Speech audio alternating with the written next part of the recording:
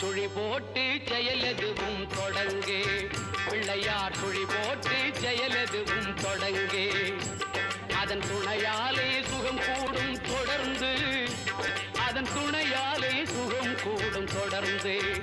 பிள்ளையார் சுழி போட்டு செயலதுவும் தொடங்கு.